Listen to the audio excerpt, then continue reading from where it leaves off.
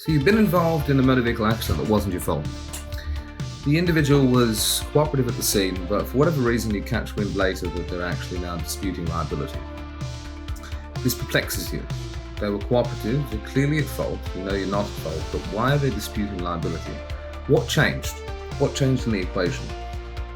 Probably money, probably a concern of a no-claim bonus, probably a concern about premiums being increased perhaps, or maybe the other person sincerely, despite what they said at the time, actually feels that they weren't responsible. But is it always these things? Is it always strictly about the money, or are there other factors at play? Let's take a look.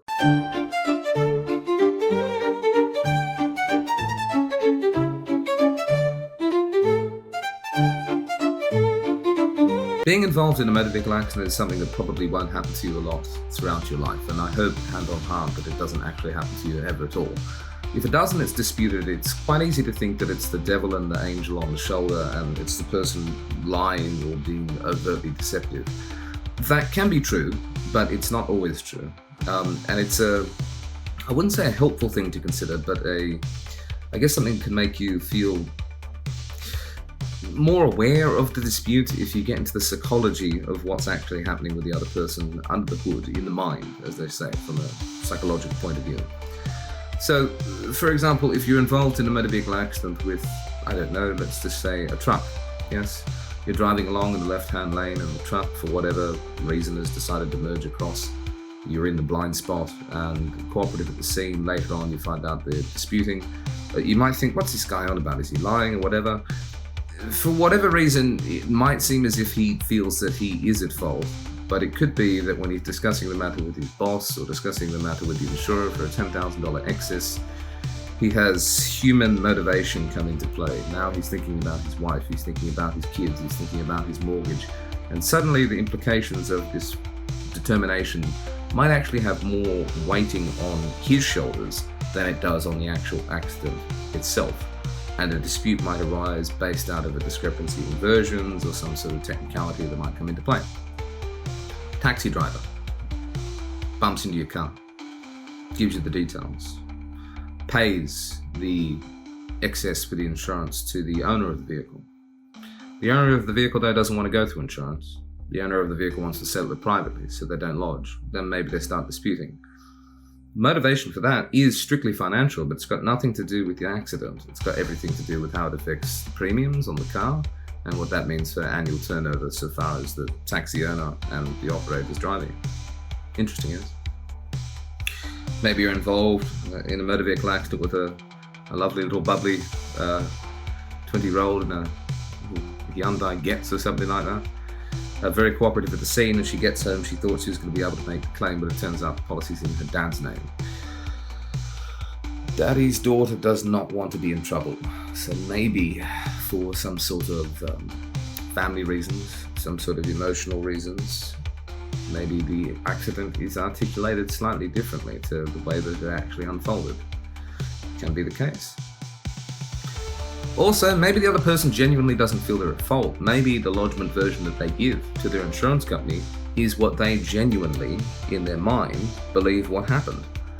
It's entirely possible for a person to give a false lodgement, but they're not lying. That is what they believe happened in the accident, and maybe that has something to do with the contributing factors to the accident. Maybe that's why the accident happened in the first place. These things are hard to resolve, but it's a quick thing to assume that because the other person's given a different version, that you overtly immediately jump to the conclusion that they are lying. It is very possible, entirely possible, and quite common for an individual to give a version of events that they believe to be true that did not actually happen. Is that going to help your dispute? No, but it is more common than you may think. If you're interested, take a look into what they call the Mandela effect. Yeah, I'm not going to go into that, but if you YouTube that, that will give you a good understanding of how people can be quote-unquote lying, but they're not. They are giving the truth as they believe it to have happened, but the lodgement is in fact invalid. How do you resolve these things? Sometimes you can't.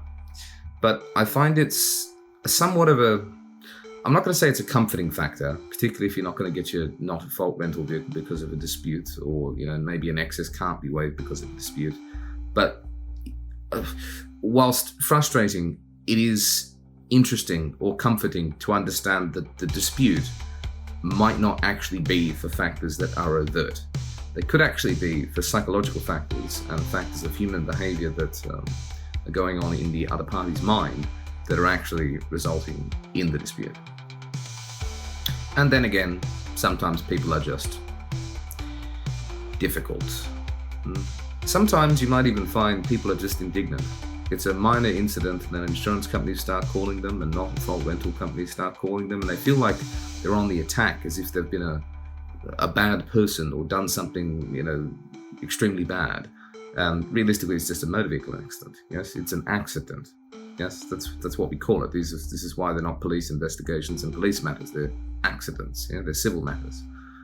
Keep those things in mind. Maybe, depending on how you approach these topics, depending on how you try and tackle these issues, if you get into it, you might, if you're an individual, be able to come to some sort of agreement with another party. If you're an insurer, you might actually be able to recover a claim. Maybe. Hopefully you found this interesting.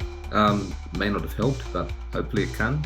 As always, if you can, like, subscribe, drop some comments down below if you have any questions about this or other topics related to motor vehicle accidents. More than happy to try and look into them, and if I can't, I'll try and reach out and find someone who can answer the question and come back to you. Most of all though, as always, keep safe, drive safe, and have yourself a wonderful day. Goodbye.